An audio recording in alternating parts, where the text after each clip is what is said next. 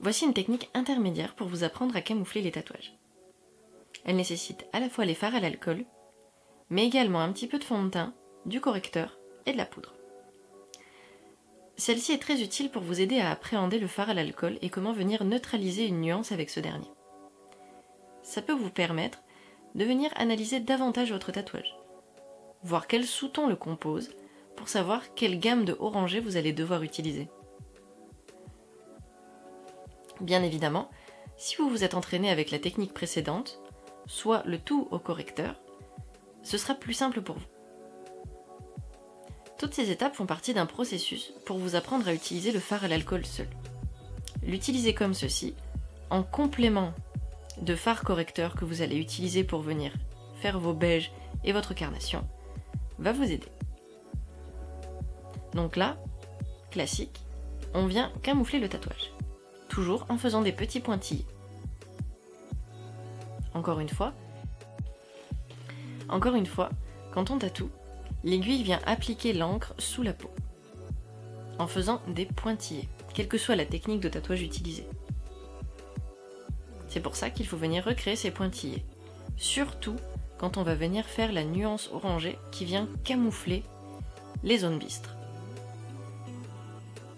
Une fois cette étape faite, vous allez pouvoir venir appliquer votre fond de teint et votre correcteur. Le fond de teint toujours à l'éponge et le correcteur avec un 8 carré de préférence. Vous poudrerez le tout et le tour est joué. Ça vous permet de voir comment vos nuances réagissent. Et ça vous permet également de voir que le fond de teint et le correcteur ont leurs limites, qu'ils servent principalement d'entraînement.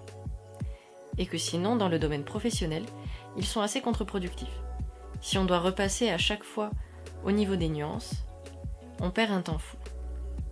Alors que quand on fait le tout au fard à l'alcool, c'est bien plus simple. Là, vous voyez, il y a toujours un reflet à venir camoufler. Pourquoi ? Eh bien, nous avons une certaine opacité avec les fards à l'alcool. Ça vient aider, en plus de la neutralisation de la couleur, à venir camoufler le grain de peau et à en recréer un par-dessus. Là, du fait que nous n'utilisons pas un fond de teint waterproof ou un fond de teint spécifique, il va toujours y avoir un reflet en dessous. Vous voyez, on vient reprendre les bords avec du orangé avant de retravailler la matière, comme on a pu le faire avec la séance entraînement uniquement au correcteur. On obtient un rendu assez naturel, qui conviendra encore une fois pour des photos simples ou pour votre entraînement uniquement. Faites attention à bien venir poudrer. Comme ça, le fond de teint et les autres matières de type correcteur vont venir absorber le tout. On a quand même un rendu qui est plus satisfaisant qu'avec la technique au correcteur.